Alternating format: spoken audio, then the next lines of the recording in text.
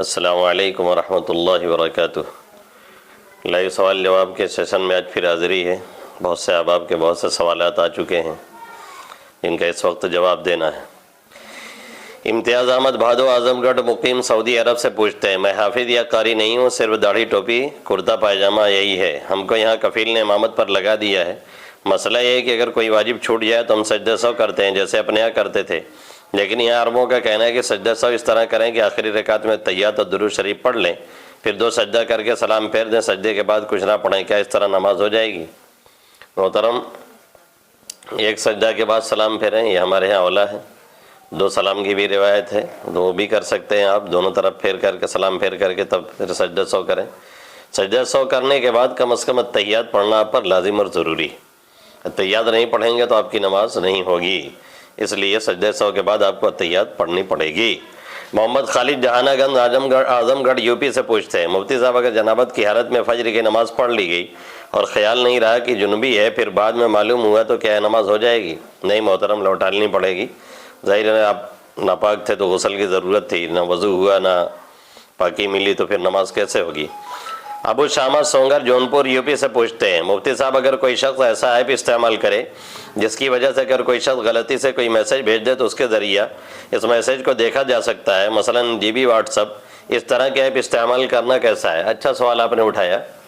دیکھیے G B what's app کا جہاں تک مسئلہ ہے، یہ واٹس ایپ جو ہے استعمال کرنا درست نہیں ہے۔ درست اس لیے نہیں ہے کہ جی بی واٹس ایپ کا معاملہ یہ ہے کہ سامنے والے نے اگر دھوکے سے کوئی میسج کر دیا، اس نے پھر ڈیلیٹ کر دیا، اسے پوشیدہ کر دیا، چھپا دیا، تب بھی آپ اسے دیکھ سکتے ہیں۔ دھوکے سے کسی کے اسٹیٹس لگ گیا، اس بیچارے نے فوراً ڈیلیٹ مار دیا، اب 24 گھنٹے تک وہ آپ کے سامنے رہے گا، نکال سکتے ہیں۔ اور دوسری خرابی اس میں یہ ہے کہ سامنے والے نے کچھ بھی اپنے طور سے لگایا ہوا ہے، آپ بغیر اس کی اجازت کے دھیرے سے وہاں سے نکال لیتے ہیں اور اپنا استعمال شروع کر دیتے ہیں۔ وہ اب نہیں چاہتا ہے تو بھی آپ لے لیتے ہیں۔ یہ طریقہ کسی طرح سے درست نہیں۔ اللہ کے حبیب صلی اللہ علیہ وسلم نے فرمایا، جو شخص ایسے 2 آدمیوں کے باتوں میں کان لگائے جو اسے سنانا نہیں چاہتے ہیں، تو کل قیامت میں اس کے کان میں سیسا پگھلا کر کے ڈالا جائے گا، تانبا وغیرہ سمجھ لیجئے۔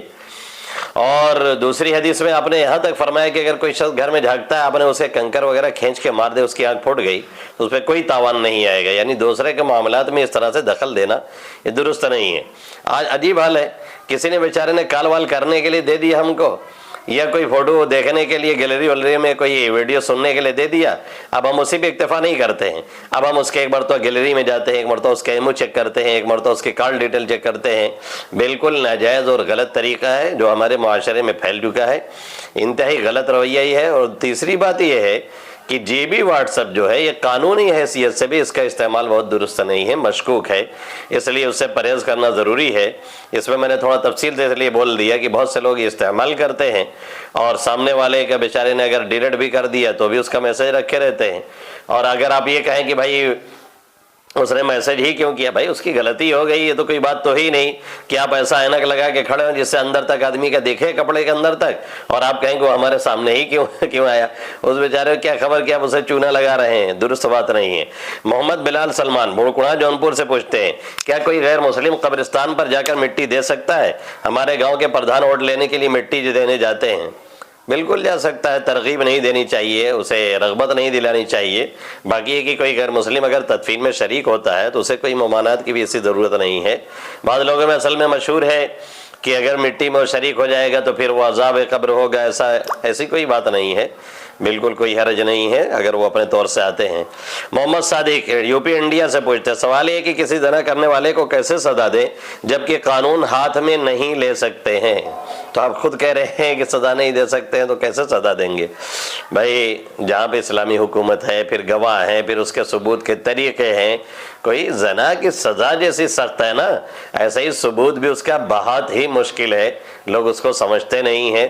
آپ قانون ہاتھ میں مت لیجئے اور کسی کو سزا ایسے آپ نہیں دے سکتے۔ کوئی پوشیدہ طور پہ اگر اس طرح کی حرکت کر رہا ہے، آپ کو معلوم بھی ہو گیا، تو قاعدے سے اس کو سمجھانے کی کوشش کریں، اس کے لیے دعا کریں۔ کھلے طور پہ کہیں یہ برائی ہو رہی ہے، زیادہ تر ایسے ماحول کریٹ کیے جا رہے ہیں، پیدا کیے جا رہے ہیں، تو سوشل طور پہ آپ ان کا بائیکاٹ کریں، کسی طرح سے روکنے کی کوشش کریں۔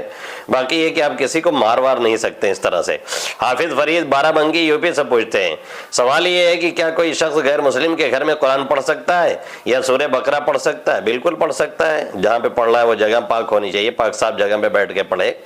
باقی اگر انہیں سنانے کا موقع ملا تو اسے گولڈن چانس سے کیا ہوگا، نیت اچھی کریں کہ اللہ انہیں ہدایت دے، ایسے موقع پہ جائیں اور سنائیں قرآن، اور پڑھنے والا بھی پڑھنے کا لہجہ اچھا ہو، آواز اچھی ہو، قاعدے سے پڑھتا ہو، انشاءاللہ تعالیٰ نیت اچھی ہوگی تو اس کا فائدہ بھی ملے گا۔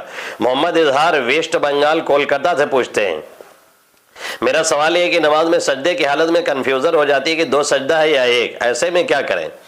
دیکھیں، کنفیوژن اور شک کا مسئلہ یہ ہے کہ اگر پہلی بار کسی کو شک ہوا ہے یا زندگی میں کبھی کبھار ہوتا ہے، شاذ و نادر، تو پھر وہ نماز لوٹا لے۔ سیدھا طریقہ یہی ہے، جیسے الحمدللہ 18 سال سے میں امامت کرتا ہوں، شاید 1-2 بار سجدے سو کی ضرورت پیش آئی ہے یا ایک بار نماز لوٹائی گئی، ایسے کسی کو ہو تو اس کا اصل علاج یہی ہے کہ نماز وہ لوٹا لے۔ حدیث میں ہے کہ نماز لوٹا لے، ایک حدیث میں ہے کہ نہیں نماز لوٹائے نہیں، بنا علی عقل کرے، جس پر جو کم والا حصہ ہے اس پہ عمل کرے۔ دوسرے میں یہ ہے کہ نہیں جو ظن غالب اس طرف چلا جائے۔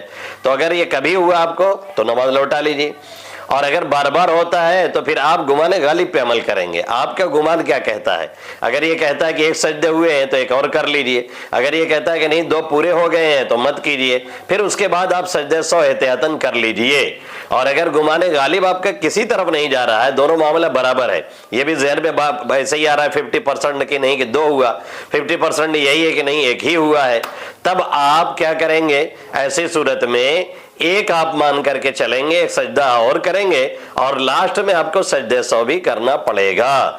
شیخ یاسر سعودی عرب سے پوچھتے ہیں، مسئلہ یہ ہے کہ ایک شخص مسجد سے وضو کر کے مسجد سے باہر آیا اور اس نے آواز سے ہنسا، تو کیا اس کا وضو ٹوٹ جائے گا؟ نہیں، ایسے وضو نہیں ٹوٹتا۔ بالغ ہو، رکوع سجدے والی نماز ہے جس کو صلاۃ مطلقہ کہتے ہیں، جماعت سے نماز ہو رہی ہے، تنہا ہو رہی، رکوع سجدے والی نماز، اس میں کہا لگا دیا تب وضو ٹوٹتا، ایسے نہیں ٹوٹتا۔ امین خان سلطان پور یو پی سے پوچھتے ہیں، اگر کسی آدمی نے توبہ کر کے نماز شروع کر دی تو جو پہلی نمازیں ہیں کیا وہ بھی پڑھنی پڑے گی؟ بالکل پڑھنی پڑے گی۔ بخاری میں ہے، اللہ کے حبیب صلی اللہ علیہ وسلم نے فرمایا، من نام عن صلاۃ او نسیها فلیصلیها اذا ذکرها، اور نسائی میں ہے وليس لها الا ذلك، کہ جو شخص نماز چھوڑ کر کے کسی وجہ سے بھول کر کے چھوڑ دیا یا سو گیا، غفلت میں چھوٹ گئی، کسی اور وجہ سے چھوٹ گئی، ظاہر مسلمان کی شان یہ نہیں کہ جان بوجھ کے نماز چھوڑے، تو کفر کی علامتوں میں سے اور کافروں کا طریقہ ہے۔ تو آپ نے فرمایا کہ جب بھی اسے یاد آئے تو اسے وہ پڑھے گا، پڑھنا اس کے لیے ضروری ہے۔ اس میں غیر مقلدین دھوکہ دیتے ہیں اور کہتے ہیں کہ قضاء عمری نہیں ہے، اور بہت سے لوگ نماز جو شروع کرتے ہیں تو پھر قضا نہیں پڑھتے ہیں، اور اگر ان سے کہا جائے کہ کیوں نہیں ہے تو کہتے ہیں دکھائیے کسی صحابی نے قضاء عمری کیا ہو۔ تو آپ سیدھا سے سمپل سے ان کو جواب دے دیجئے گا، سوال پہ سوال کر لیجئے گا کہ پہلے آپ یہ دکھا دیجئے کہ کسی صحابی نے نماز چھوڑی ہو اور اس کے بعد پھر انہوں نے قضا نہ کیا ہو، تو ہم بتا دیں گے کہ ہاں کہ قضاء عمری نہیں ہے۔ پہلے آپ یہ ثابت کر دیں کہ ہاں کسی صحابی نے کئی سالوں تک اسلام لانے کے بعد نماز نہیں پڑھی تھی، اور اس کے بعد پھر انہوں نے نماز شروع کیا تو جو چھٹی ہوئی نمازیں تھیں انہوں نے پڑھی نہیں۔ یہ کتنی واہیات بات ہے جس کی کوئی دلیل نہیں، کوئی لاجک نہیں ہے، عوام کو گمراہ کرنے والی باتیں اس طرح کی ہیں۔ یہ ہو ہی نہیں سکتا تھا صحابہ کرام سے کہ وہ نماز نہ پڑھے، اس زمانے کے منافقین بھی نماز نہیں چھوڑتے تھے۔ آج ہم مسلمانوں کا حال یہ ہے کہ 98% نماز ہی نہیں پڑھتے ہیں، تو اس پر قیاس نہ کریں۔ باقی الگ سے میں کلپ ابھی انشاءاللہ ریکارڈ کروا رہا ہوں کہ چھوٹی ہوئی نمازیں پڑھنی ضروری ہے کہ نہیں ہے، انشاءاللہ تعالی اس کی تھوڑی تفصیل 2-3 منٹ ابھی میں کروں گا۔ مظہر اللہ فاروقی کٹیاری مقیم حال حیدرآباد سے پوچھتے ہیں، کیا نماز جنازہ میں سورہ فاتحہ پڑھنے کا کوئی جواز ہے؟ کتاب و سنت سے وارد ہے کہ نہیں؟ برائے کرم جواب کتاب و سنت کی روشنی میں بڑے ہی وضاحت کے ساتھ عنایت فرمائے تاکہ دوبارہ مراجعات کی حاجت نہ ہو۔ جو جواب ہوتا ہے وہ اپنے لگ سے نہیں دیا جاتا، رامائن سے نہیں دیا جاتا محترم، کتاب و سنت ہی سے دیا جاتا ہے۔ یہ دھوکہ لوگ دیتے ہیں کہ ہم کتاب و سنت کی بات کرتے ہیں اور وہ لوگ ائمہ کی بات کرتے ہیں، ہم بھی کتاب و سنت ہی کی روشنی میں جواب دیتے ہیں۔ یہ تو پہلے آپ کے شک اور شبہے کا جواب تھا۔ دوسرا جو سوال آپ نے کیا نماز جنازہ میں سورہ فاتحہ پڑھنے کا جواز بالکل ہے۔ ہمارے علماء حناف نے لکھا ہے کہ بطور دعا آپ جنازہ میں سورہ فاتحہ پڑھ سکتے ہیں، بطور قرات نہیں پڑھنا ہے۔ یہ ہے فرق ہمارے اور دوسرے مسلک میں۔ عبداللہ ابن مسعود رضی اللہ تعالیٰ عنہ نے فرمایا کہ ہمیں نماز جنازہ میں قرات سے منع کیا گیا ہے۔ حضرت عبداللہ ابن عباس رضی اللہ تعالیٰ عنہ نے فرمایا کہ نماز جنازہ میں انہوں نے نماز جنازہ پڑھائی اور اس کے بعد سورہ فاتحہ پڑھی، اس انداز سے کہ کچھ لوگوں کو پتہ چل گیا کہ آپ سورہ فاتحہ پڑھ رہے ہیں۔ کبھی کبھی آدمی ایک آدھ دو آیتیں یا ایک آدھ دو لفظ زور سے پڑھ دیتا ہے نماز میں، تھوڑا سا آواز نکل جاتی ہے، احساس ہو جاتا ہے۔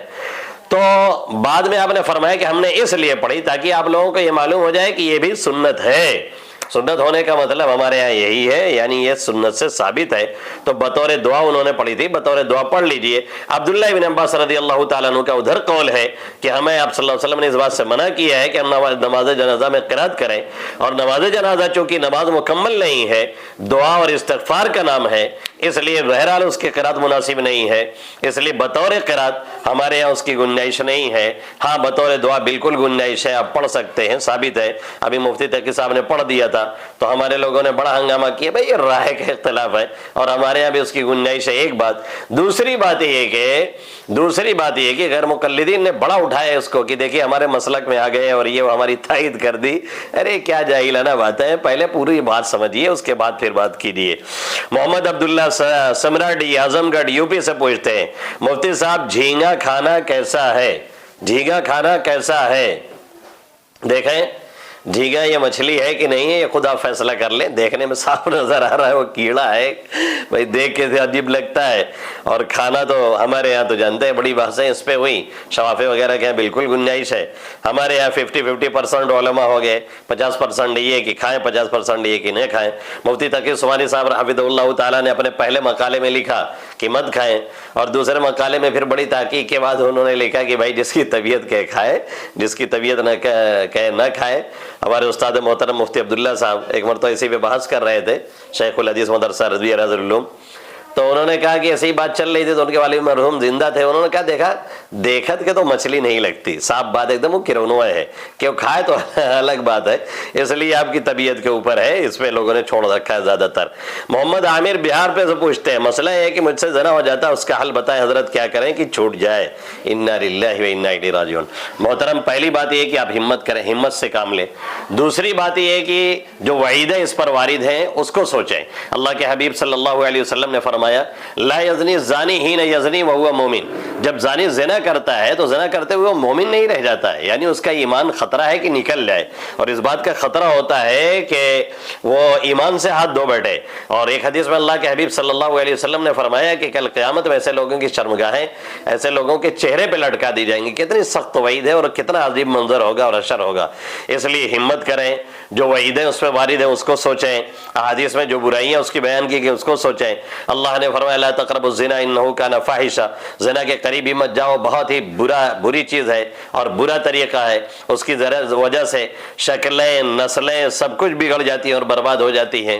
اور تیسری بات یہ ہے کہ ہمت سے خوب کام لیں۔ چوتھی بات یہ ہے کہ دعائیں مانگیں اللہ سے کہ اللہ توفیق دے، کہ اللہ اچھائی کی توفیق دیتا رہے اور برائیوں سے روکتا رہے ہمیں، اس سے اللہ سے باتیں کریں، اللہ سے باقاعدہ مناجات کریں تاکہ اس سے نجات مل جائے۔ محمد طاہر مہاراشٹر پونا سے پوچھتے ہیں، سوال یہ ہے کہ اگر سورہ واقعہ مغرب کے بعد نہیں پڑھ لیں، عشاء کے بعد پڑھ لیں تو اس کا فائدہ ملے گا؟ بالکل ملے گا بھائی، حدیث میں تو عبداللہ بن مسعود نے جو فرمایا من قرأ سورۃ الواقعہ فی لیلہ، رات میں پڑھ لے، مغرب بعد پڑھیں زیادہ بہتر ہے، عشاء بعد بھی آپ پڑھ سکتے ہیں۔ محمد حامد مسافر خانہ امیٹھی یوپی سے پوچھتے ہیں، سوال یہ جو بچے پیدا ہونے کے 1 گھنٹہ یا 4 دن بعد انتقال کر جاتے ہیں، انتقال کرنے کے بعد عورتیں عصر سے لے کر مغرب تک کچھ نہیں کھاتی ہیں تو کیا درست ہے؟ مفتی صاحب اس کی رہنمائی کرنا ہے، ایک دم فالتو چیز ہے۔ بہت سے لوگ اگر میت گھر میں ہے رکھی ہوئی ہے اور تدفین ابھی نہیں ہوئی ہے تو کچھ کھانا پینا بھی حرام سمجھتے ہیں، پتہ چلا کہ نہیں کھایا آپ بھی ٹپک گئے، اچھی بات نہیں ہے، شریعت کی رہنمائی لیا کریں۔ اور اس طریقے سے کوئی ہمارے یہاں ایسا کوئی روزہ ہے نہیں ہے کہ کوئی سے انتقال ہو گیا تو 3 گھنٹے آپ نہ کھائیں، 10 گھنٹے نہ کھائیں، عصر سے مغرب تک نہ کھائیں، ایسا کچھ بھی نہیں ہے، عوام کی اپنی گڑھی ہوئی باتیں ہیں۔ دلشاد پرتاپ گڑھ یوپی سے پوچھتے ہیں، مفتی صاحب جاننا یہ ہے کہ ساتھی لوگ گروپ میں ننگے سر عورتوں کی ویڈیو بھیجتے ہیں، ویڈیو میں کام کی بات ہوتی ہے تو ایسی ویڈیو دیکھنا کیسا ہے؟ ارے کام کی بات ہے تو آپ کام کی بات سن لیجیے، آپ ان کو دیکھ کیوں رہے ہیں؟ پہلی بات یہ کہ اگر ایسی کوئی فحاشہ ہے یا فرسٹ ٹائپ کی، جیسے نیوز اینکر تو ایسے ہی ہوتی ہے کہ گناہوں کی طرف مائل کرنے کے انداز سے وہ کھڑی ہوتی ہے اور دعوت دیتی ہے، تو آپ اپنی نظریں بچا کر کے سننے کی کوشش کریں، اور اگر نہیں بچ پا رہے ہیں تو مکمل پرہیز کچھ دنوں تک کریں جب تک کہ پریکٹس نہ ہو جائے۔ اللہ رب العزت ہم سب اپنی آنکھوں کی حفاظت کی کرنے والا ہم سب کو بنا دے، آمین۔ محمد حماد جونپور یوپی سے پوچھتے ہیں، ایک مسئلہ دریافت کرنا وہ یہ ہے کہ ایک مسئلہ تو نمازی کے آگے سے گزرنے کا ہے، اور یہ کہ میں سب میں بیٹھا ہوں اور میرے بالکل پیچھے کوئی صاحب نماز پڑھ رہے ہیں تو میں اٹھ کر جا سکتا ہوں یا ان کی نماز مکمل کرنے کا انتظار کرتا رہوں؟ دیکھیں، اٹھ کے جانے میں تو کوئی حرج نہیں ہے، مرور سے گزرنے سے منع کیا گیا ہے۔ آپ جس سائیڈ میں ہیں، اگر داہنی سائیڈ زیادہ کنارے پہ آپ اس سائیڈ سے اٹھ جائیں، بائیں طرف کے زیادہ کنارے پہ تو اس سائیڈ سے اٹھ جائیں۔ باقی یہ کہ بیٹھے رہیں تو زیادہ بہتر ہے، کیونکہ دیکھنے والے بہرحال ہر ایک شخص کا ایسا مسئلہ معلوم نہیں ہوتا ہے، عوام بیچاری یہی سمجھتی ہے کہ بھائی مولانا صاحب ہیں اور اٹھ کر کے چلے گئے تو تھوڑا اچھا نہیں لگتا۔ باقی یہ کہ مسئلے کے اعتبار سے گنجائش ہے۔ حافظ نصر اللہ بستی یوپی سے پوچھتے ہیں، سوال یہ کہ اگلی صف میں بچے کھڑے ہو سکتے ہیں یا نہیں؟ کتنے عمر کے بچے مسجد میں آ سکتے ہیں؟ جی کھڑے ہو سکتے ہیں محترم۔ ایسے تو حکم یہ ہے کہ پہلے مردوں کی صف لگائی جائے، پھر اس کے بعد عورتوں کے یا بچوں کی لگائی جائے، پھر عورتوں کی لگائی جائے، یہ ترتیب ہے۔ باقی یہ کہ اگر سب میں جگہ خالی ہے، بالکل بچے کھڑے ہوں، کوئی حرج نہیں۔ یا بچہ ایسا ہے کہ کوئی لے کے آیا ہے اور پتہ چلا کہ بچہ کہیں اور کھڑا ہوگا تو شرارت زیادہ کرے گا، یا باپ کا مسئلہ کھڑا ہو جائے کہ بچہ نامعلوم کہاں چلا جائے، تو پھر وہ سب میں لے کر کے بھی اسے کھڑے ہو سکتے ہیں۔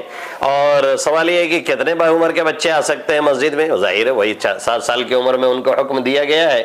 اللہ کے حبیب صلی اللہ علیہ وسلم نے فرمایا، مروا اولادکم بالصلاۃ وہم ابناء 7 سنین، جب 7 سال کے ہو جائے تو انہیں نماز کا حکم دیا جائے، ان کو کہا جائے کہ آپ نماز پڑھیں، ان کو نماز کی ترغیب دی جائے، تو ایسے وقت میں لے کر کے آئے، اس سے پہلے لانا منع ہے۔ اللہ کے حبیب صلی اللہ علیہ وسلم نے فرمایا، جنبوا صبیانکم ومجانینکم عن المساجد، مسجدوں سے مجنوؤں کو اور اپنے بچوں کو دور رکھا کرو، وہ آ کر کے پیشاب کر دیں، کچھ اور کر دیں، کوئی اور غراضت پھیلا دیں، بچے ہیں ادھر ادھر ہنگامہ کرنے لگتے، خود سے لانا منع ہے۔ باقی اگر بچے آ گئے ہیں تو نہ ان کو مار سکتے ہیں آپ، نہ بھگا سکتے ہیں۔ بہت بڑا المیہ یہ ہے کہ بچے جب آتے ہیں، بہت بڑا مسئلہ یہ ہے کہ بچے جب آتے ہیں تو ہم اور آپ ایک ہنگامہ کھڑا کر دیتے ہیں۔ ہاں، ہمارا بچہ آ جائے گا تو ہمارے نہ سر میں درد ہوگا نہ کچھ، بلکہ کوئی ٹوک بھی دے گا تو ہمارے کلیجے میں درد ہوگا۔ دوسرے کا بچہ آ جائے گا تو کوئی مار دے گا، کوئی ڈھکیل دے گا، کوئی بھائی بچے ہیں جو نمازی ہے، ان کے بچے آخر مسجد نہیں جائیں گے تو کہاں جائیں گے؟ سنیما ہال جائیں گے؟ بچے اگر شروع میں مسجد نہیں آتے ہیں، بچپن میں نہیں لایا جاتا ہے، نہیں آتے ہیں دیکھا دیکھی، تو تجربہ یہ ہے کہ عام طور پہ بڑھاپے تک نہیں آتے ہیں۔ اس لیے اگر کوئی بچہ اس طرح سے آ رہا ہے تو کوشش یہ کریں کہ بھائی پیشاب پیخانہ نہ کرے، اتنا سمجھدار ہو چکا ہو کہ وہ بتا رہا ہو، اور خود سے لانے کی کوشش نہ کریں، اور اگر آ گیا تو منہ چپکار کر کے اس کو مسجد سے لے کر کے جائیں۔ یہ جو مسجد میں ہنگامہ ہوتا ہے، ہم نے خود دیکھا ہے بہت سی جگہ بوڑھے وغیرہ اٹھ کے مارنے لگتے ہیں، برا بھلا بکنے لگتے ہیں، گالی دینے لگتے ہیں، یہ کیا طریقہ ہے؟ اللہ کے حبیب صلی اللہ علیہ وسلم خطبہ دے رہے ہیں، خطبہ جمعہ کا وقت ہے، خطبہ چل رہا ہے، مسجد نبوی ہے، ممبر رسول ہے، حسن حسین یا سران گرتے پڑتے اسی بھیڑ مر سے بھاگے آ رہے ہیں، اللہ کے حبیب صلی اللہ علیہ وسلم نے خطبہ روک کر کے گود اٹھا لیا ہے، اور یہاں پتہ چلا کہ خطبہ روک کر کے امام صاحب ہنگامہ کرنے لگے ہیں، اچھی بات نہیں ہے۔ ذکران احمد دہلی سے پوچھتے ہیں، مفتی صاحب گھر کے ایک ممبر کو شیطان کی حرکت بتایا جا رہا ہے، اس کے لیے کیا کرنا چاہیے؟ بھائی صاحب یہ سوال تو مجھے سمجھ میں نہیں آ رہا ہے کہ وہ کون شیطان ہے اور کیوں شیطانی حرکت کر رہا ہے، اور ہم اس کے لیے کیا کریں؟ اب آپ ہی بتائیں کہ کیا کریں، سوال آپ کا واضح نہیں، آپ کیا پوچھنا چاہتے ہیں۔ ماریا خاتون جونپور یوپی سے پوچھتی ہیں، مفتی صاحب لوگ کہتے ہیں عورت کا انتقال ہونے کے بعد ان کو خوشبو لگانا جائز نہیں ہے، کیونکہ وہ زندہ ہوتی ہیں تو ان کو خوشبو لگانا منع ہے، اس لیے ان کے انتقال کے بعد ان کو خوشبو نہیں لگانا چاہیے، اس کی صحیح رہنمائی فرما دیں۔ دیکھیں، زندہ کو مردہ پہ یا مردہ کو زندہ پہ قیاس کرنا، فیڈ کرنا صحیح نہیں ہے۔ زندگی میں جو ممانعت ہے تو اس کی وجہ یہ ہے کہ ایک دوسرے سے اٹریکشن ہوتا ہے، کھینچاؤ پیدا ہوتا ہے، اس نیت سے اگر لگاتی ہیں وہ خوشبو تیز جس میں خوشبو ہوتی ہے اور مردوں کے پاس سے گزرتی ہے تو اللہ کے حبیب صلی اللہ علیہ وسلم نے بڑی وعیدیں فرمائی اور فرمایا کہ جنت کی خوشبو بھی ایسے عورت نہیں پائے گی جب اس کی خوشبو 500 سال کی مسافت کی دوری سے بھی محسوس ہوتی ہے، اور مرنے کے بعد یہ سب باتیں بالکل نہیں ہیں، اور خوشبو لگانے کا ثبوت حدیث سے ہے، اس لیے بالکل لگائیں گے، کوئی حرج نہیں ہے۔ حافظ محمد فرقان فریدی پور سلطان پور یوپی سے پوچھتے ہیں، مفتی صاحب محدث بالذات اور محدث زبان کی تعریف مع مثال بیان کیجیے۔ محترم آپ آئیے پھر یہاں پہ کلاس لیجیے، اس میں پڑھیے، یہ عوامی سوال نہیں جس کو ہم یہاں پہ حل کریں۔ سمیر احمد مظفر نگر سے پوچھتے ہیں، مسئلہ معلوم کرنا ہے کہ میری شادی ہو چکی ہے۔ بہت اچھی بات ہے، لیکن ابھی رخصتی نہیں ہوئی ہے. بیوی سے فون پر بات کرنے کے دوران پانی کے قطرے آ جاتے ہیں. کبھی کبھار اس سے غسل واجب ہو جائے گا یا ایسے ہی نماز پڑھ سکتے ہیں اسی لباس میں. محترم شاید آپ کے پوچھنے کا مقصد یہ ہے کہ ایسے مزی کے قطرے آتے ہیں تو اس کا حکم وہی ہے جو پیشاب کے قطروں کا ہے. بھئی جہاں کپڑے میں لگ گیا ہے اس کو دھلنا ہے اور ایسی حالت میں صرف وضو کرنا ہے اور آپ کو کچھ نہیں کرنا ہے. باقی اور زیادہ آپ کو دقت ہے تو تھوڑا سا کچھ دوا بھی لے لیں. یہ ایسی صورت میں آپ پر غسل نہیں واجب ہوگا. محمد تاجر دھیما سلطان پور یو پی سے پوچھتے ہیں مفتی صاحب ریڈ بل اور اسٹنگ ڈرنک پینا کیسا ہے؟ لوگوں کا کہنا ہے کہ یہ ایک انرجی ڈرنک ہے. اس سے پہلے بھی یہ سوال محترم آیا تھا. ریڈ بل ہو یا اسی طریقے سے اسٹنگ ڈرنک، یہ جتنے ڈرنک ہیں ایسے اگر اس میں کوئی نجاست نہیں ملی ہوئی ہے اور واضح طور پر وہ صحت کے لیے نقصان دہ نہیں ہے تو بالکل آپ پی سکتے ہیں، یہ تو ضابطہ ہے. لیکن ایسی تمام چیزیں وہ عام طور پہ صحت کے لیے نقصان دہ ہوتی ہیں، ہانیکارک ہوتی ہیں.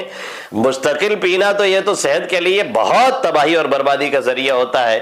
باقی ریڈ بل وغیرہ میں بعض لوگ بتاتے ہیں کہ اس میں نجاست بھی ملی ہوتی ہے اور بیل کے کچھ اس میں وہ ملائی جاتی ہے سیمنس. اب اللہ بہتر جانے، میں نے تحقیق کی تو بہت کوئی تحقیق مجھے ملی نہیں. بہرحال کسی جانکار سے آپ معلوم کر لیں. اگر اس میں کوئی نجاست یا واضح طور پہ نقصان دہ چیز نہیں ہے تو پینے میں کوئی حرج نہیں، یا اسی طریقے سے نشے آور نہیں ہے تو بھی پینے میں کوئی حرج نہیں ہے. ابرار الحق امام بڑی مسجد بھاگلپور سے پوچھتے ہیں مفتی صاحب مسئلہ ہے کہ بھاگلپور میں مسجد کی تعمیر ہو رہی ہے، اس میں کوئی غیر مسلم بھائی امداد کرنا چاہتا ہے، کیا اس کا پیسہ لے کر مسجد میں لگانا درست ہے؟ مدلل جواب عنایت فرمائے. محترم دیکھیں، غیر مسلم بھائی کا پیسہ مسجد میں 2 شرطوں کے ساتھ لیا جا سکتا ہے. وہ اپنے اعتبار سے اس کو عبادت سمجھ کے دیتا ہو، اچھا سمجھ کے دیتا ہو، ظاہر ہے اسی لیے وہ دے ہی رہا ہے. دوسرے یہ کہ یہ نہ ہو خطرہ کہ بعد میں ہم کو بھی ان کے مندر وغیرہ میں چندہ دینا پڑے گا، ایسا کوئی دباؤ نہ ہو، تب آپ لے سکتے ہیں. یہی مسئلہ لوگوں نے لکھا ہے. باقی باہر صورت عبادت گاہوں میں ان کے پیسے نہ استعمال ہو تو زیادہ بہتر ہے، اور اگر ہو رہے ہیں تو ان شرطوں کے ساتھ گنجائش ہے. محمد عمر ارن جونپور مقیم حال مدینہ سے پوچھتے ہیں، پوچھنا یہ تھا کہ مثلا 8 تولہ سونا کی خرید ہو اور سونار کو 4 تولہ کا پیسہ دیا ہو، باقی پیسہ 1 سال بعد ادا کیا ہو تو اس سال کی زکوٰۃ بنے گی؟ اگر نصاب کے بقدر آپ نے خرید لیا ہے اور سال گزر گیا ہے تو زکوٰۃ آئے گی.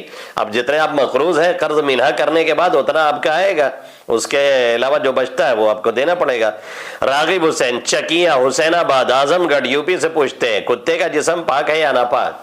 دیکھیں راجح اور صحیح قول کے مطابق کتے کے جسم پاک ہے. یہ فالتو مشہور عوام میں ہے کہ کتے کے جسم ناپاک ہوتا ہے، وہ نجس العین نہیں ہے. ہاں اس کا لعاب ناپاک ہے اور اس کا پسینہ ناپاک ہے.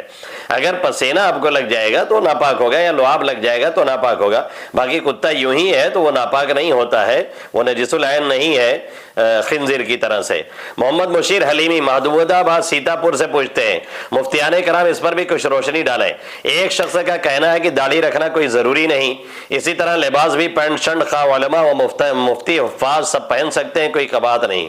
یہ شخص انتہائی بیوقوف ہے، یا تو نیرج جاہل ہے یا تو پھر پڑھا لکھا جاہل ہے، یا تو لوگوں کو گمراہ کرنے کے لیے اس طرح کی وہ باتیں گڑھ رہا ہے اور کہہ رہا ہے. اللہ کے حبیب صلی اللہ علیہ وسلم نے داڑھی رکھی، جتنے انبیاء کرام ہیں سب نے داڑھی رکھی. پہلے زمانے میں لوگ داڑھی رکھتے تھے، یہ مخنث اور ہجڑوں کا کام ہے. تمام فقہ کی کتابوں میں لکھا ہوا ہے کہ داڑھی مڈانا اور کٹوانا یہ ان کا کام ہے، اس لیے وہ ایسا کرتے ہیں اور ایسے ہی پروموٹ کیا گیا.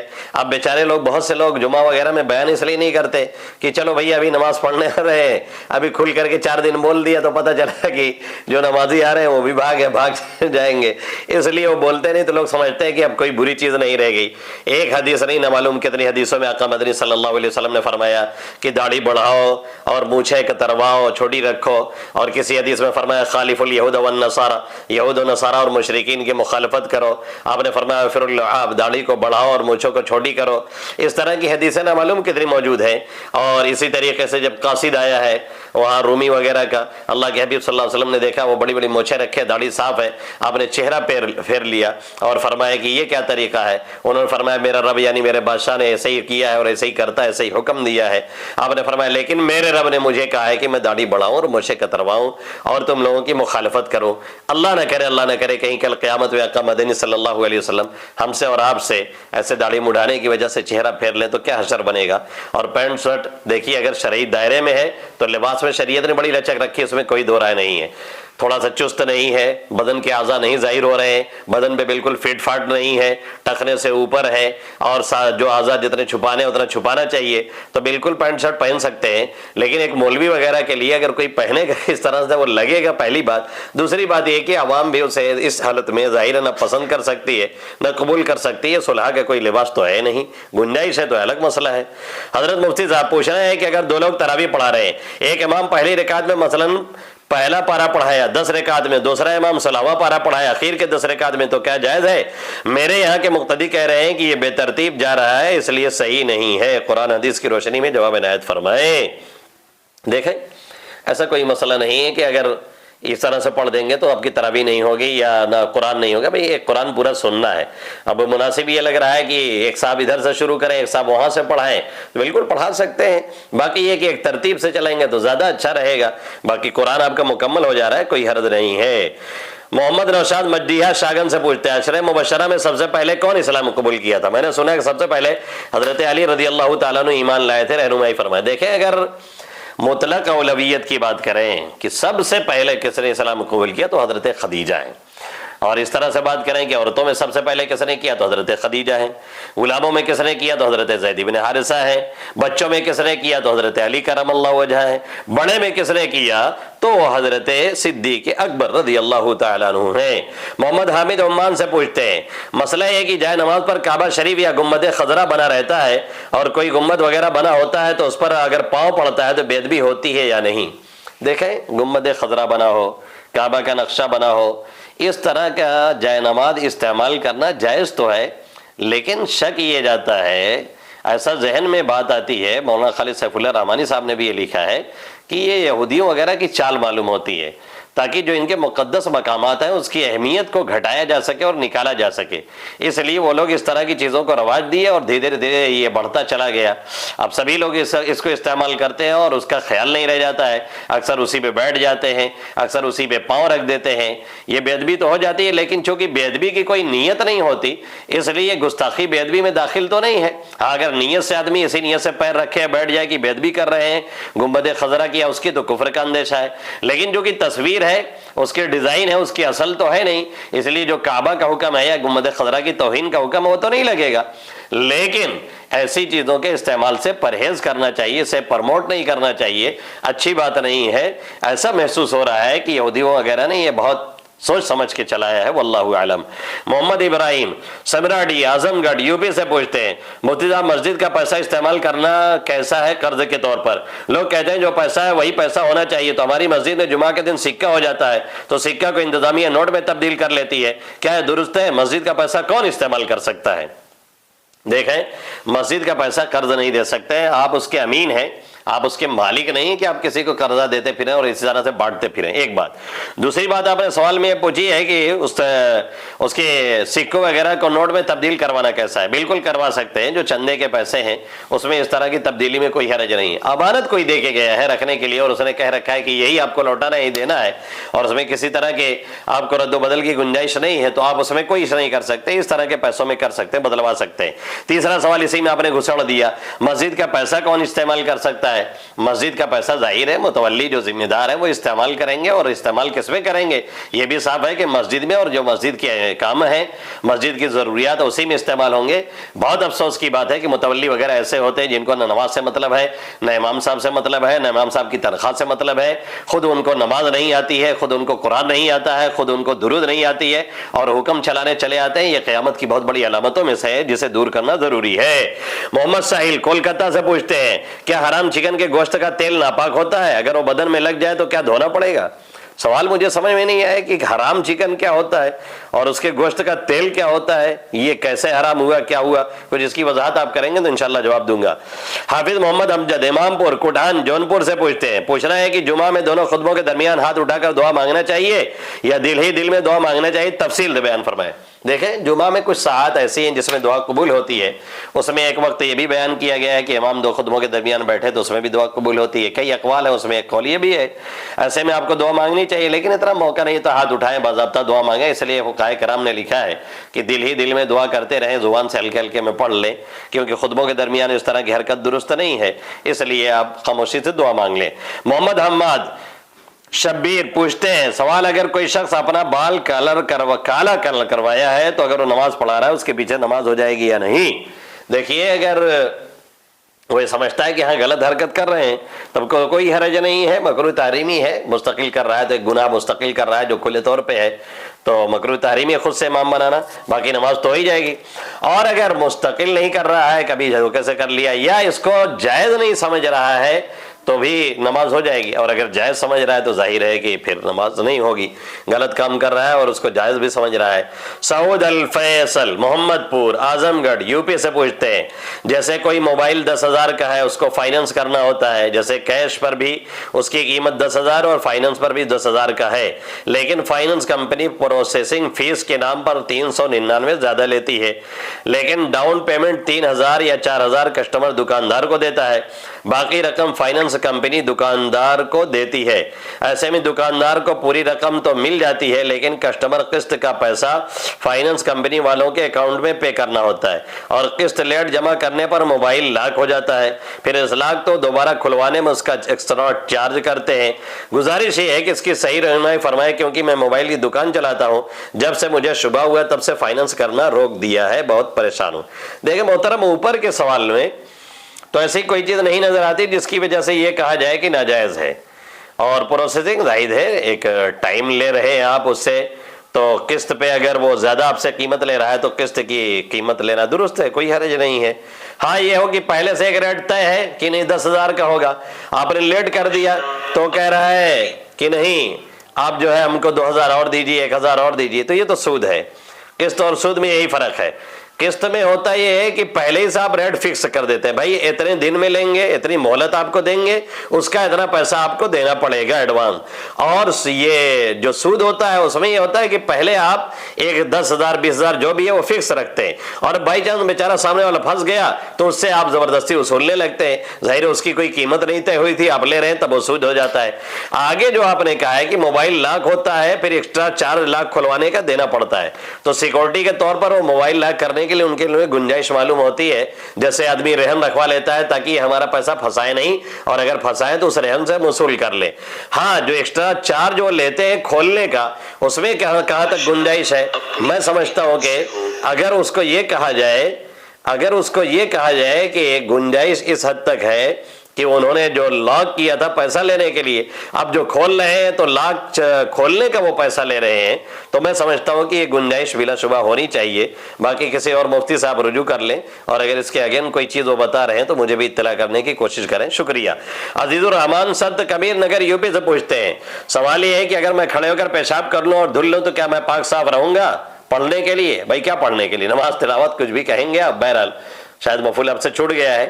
ہاں اگر آپ کو اطمینان ہے کہ بالکل کوئی اس طرح سے کپڑے وغیرہ پیشاب سے نہیں تر ہوئے ہیں، ناپاکی نہیں لگی ہے، تو صاف رہیں گے آپ۔ اللہ کے حبیب صلی اللہ علیہ وسلم نے مجبوری میں کھڑے ہو کر کے پیشاب کیا ہے، یاد رہے یہ مجبوری کے احکام ہیں، عام حالات وہیں بیٹھ کر کے باقاعدہ پیشاب کیا جائے، اور یہ طریقہ کتوں والا نہ اختیار کیا جائے۔ محمد یعقوب ثاقبی کلیان پور لکھنؤ سے پوچھتے ہیں حضرات مفتیان اعظام صدقہ کن لوگوں کا دیا جا سکتا ہے، کن لوگوں کو نہیں دیا جا سکتا؟ کیا باپ اپنے بیٹے کو صدقہ دے سکتا ہے یا نہیں؟ دیکھیں نفلی صدقے کی شاید آپ بات کر رہے ہیں، پہلے بھی بات آئی ہے، وہ کسی کو بھی آپ دے سکتے ہیں اور کھلا سکتے ہیں، اپنے پر خرچ کرنا، اولاد پہ خرچ کرنا، بیوی بچوں پہ، آپ صلی اللہ علیہ وسلم نے فرمایا والدین پہ، یہ سب سے بڑا صدقہ ہے، سب سے زیادہ ثواب اس میں ہے، بالکل اس میں صدقے کا ثواب ملتا ہے، اور صدقہ سے مراد اور کوئی چیز ہے تو اس کی وضاحت بہت ضروری ہے۔ محمد اسجد ہردوئی یو پی سے پوچھتے ہیں فرض نماز ہو رہی ہے، اگر کوئی شخص 2 صف کو چھوڑ کر تیسری صف میں نماز پڑھے تو کیا اس کی فرض نماز ادا ہو جائے گی؟